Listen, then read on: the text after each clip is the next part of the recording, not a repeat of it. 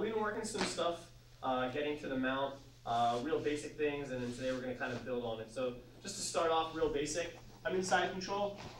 We're going to talk about, everybody knows, a real basic big step mount. This guy's got a knee shield up, so I don't really want to go with my knee cut mount. Just too much to deal with, so I want to make it easy on myself. So I'm going to hide his head first, and then there's a bunch of different grips we can do over here, whatever you prefer. I can hug the arm here. If the belt is available, I can grab the belt. If I want to, I can open up the lapel here and grab a nice tight grip under the armpit. Whichever grip you prefer or whichever grip you've been taught, use that grip. Basically, all I'm doing with this is to anchor this far side when I reverse my hips. So, good pressure on this guy. I reverse my hips. I'm into this reverse cross-side position. Knee, leg nice and tight to this guy's hip so he doesn't have a whole lot of movement here. And definitely with my foot up like this to make sure that I'm ready for this bridge. All right, so you guys can see what this grip will do. If this guy were to try and bridge, go ahead, Marky. This grip kind of anchors him a little bit, gives me a little bit more. The other thing I'm doing is keeping my chest low and my head low so that as this guy goes to bridge, good, I'm stopping him. I'm also stepping with this foot too to give myself a little extra base if I need it. Now I have to anticipate this because this guy a lot of times, once he feels my weight off of him from this position, he's going to go and bridge, all right? The good thing about this though is that he needs both feet to bridge, so this isn't going to be here anymore. So when this guy goes to bridge, he's unsuccessful with it. As I start to feel him fail, I'm going to step over and take advantage of that and secure my mount. Okay? Real simple, big step mount, just kind of leading you guys down the path we're going through. Now, in that same sense, I switch my hips here like this. If this guy decides not to bridge, he's a little bit smarter and he's keeping this like tight position, I'm going to start pushing on the leg. When I get resistance from him, I'm going to let his legs come by, block the outside leg always. I see a lot of people get here, they push, and then they block the inside leg and they go to step and the guy does what? Yeah, locks them up in guard, all right? So make sure that when I push here, this guy drives back into me, blocking the leg by, again, all the way to the mount, nice and heavy. Walk up high, that way we don't have to deal with all this tight stuff that we've been talking about lately too. So, really easy stuff that everyone should know that stuff. We're gonna kind of build onto this with a little bit of gripping with the legs. So, I'm in side control, and like I talked about in class today, if this guy's super duper duper squirrely and he's trying to get back to guard, right? He's trying to turn his hips and bump and do all this stuff. I gotta not let that happen. So what do? Is I keep my knee and my hip tight to his hip. All right. Now, if this guy's doing that, I know that he's going to probably keep trying to escape that way. So I'm going to bring my hand over and block his hips, okay, so that should he make any space, he can't get it back. All right. Now, this is the grip I'm taking here on this far side pant leg. Palm down so that I can effectively use my arm to press his legs to the ground.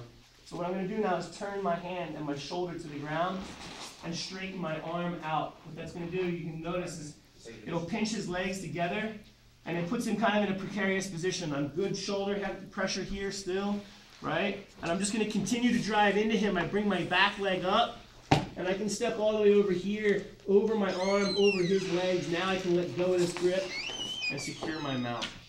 Okay? So again, I'm in side control. I go to his hip now. I pin him here because he's trying to escape. I make my grip on his pants here, palm down.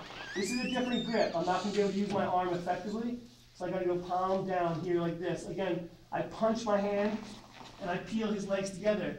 Now, one of the things this guy might do is kick his legs straight to try and beat that grip. See that? And if he does that, I'm going to fight it for a little bit until he really wants it. Kick again, Marky. When he really wants it, now I can step too.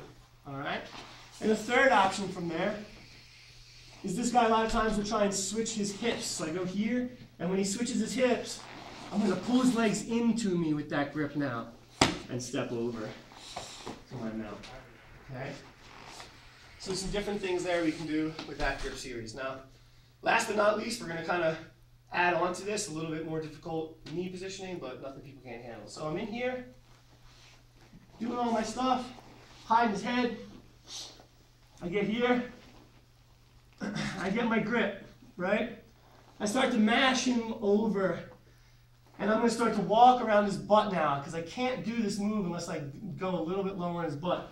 So I start to come around here, and I start to drive my knee in here to a position that we call cowboy mount. And you'll notice what I do is I keep my toes in so I can pin this back leg, all right? Once I get here, I have to leave this grip bring my arm up, and pinch this knee so that he can't recover this top leg. Okay? I'll just take whatever kind of grip I can get there. Now this hand here, I don't like this hand, so I gotta do what? I gotta get an underhook. I'm gonna suck my elbow in tight and underhook here. A lot of times I'll go into his lapel, or I just get a grip and I wanna hunker down in this position and hold him here.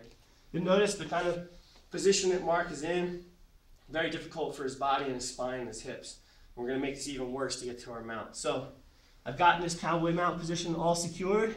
I'm good here now. So now watch, I'm gonna start walking up with this knee, and I'm gonna switch my other knee here, and I'm gonna step out. Now, this is the key here with this hand. I have pretty good pressure on this guy's leg, but what I wanna do is get this far side shoulder flat. So I'm gonna cross face him now and put a lot of pressure on his back and his leg. You'll notice it gets very uncomfortable for Mark. I'll take a little bit of the pressure off so I can talk. It gets very uncomfortable for Mark when he tries to kick this leg straight. Okay, so one more time. I really pressure into him. When he kicks his leg straight, now it makes it easy for me to step up and go to the mount. So those of you who watched the UFC this past weekend, Damian Maia's fight, he did this in round 1 through 4, I don't know, 5, 10, 15 times. So a really good successful mount. So one more time, you guys can see the grip switches here for this. So I block this guy's hips because he's trying to turn into me, right? Yep. I'm gonna fish for this grip here, punch my hands, turn his legs to the side. I walk around his butt. I drive my knee in. Keep your toes pinched, guys. Once I'm done pinching that leg, bring this up high, recover that knee. Really tight with this underhook here. We talked about this. A lot of people are up high like this, and they give all this space to try and pummel this underhook. No good. All right, so when I'm here like this, real tight with my underhook here, pummel, secure this position. Now I start to walk this knee up towards his chin. I'm gonna bring my back leg around. So I go here, here, step over, and then again, cross face to flatten him out. When the pressure becomes too much for him to deal with, I step right into my mount. Again, walking up high, starting my attacks. All right, so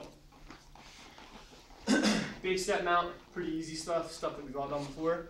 Grabbing the pants, manipulating the legs to get what I want. We talked about a couple of different reactions we might get from there, so play that stuff in. And then also, last but not least, getting to the mount and driving that knee across. Really put a lot of that pressure on him, get him crossed over. Work that stuff into your game. Thanks for watching. We'll see you guys soon.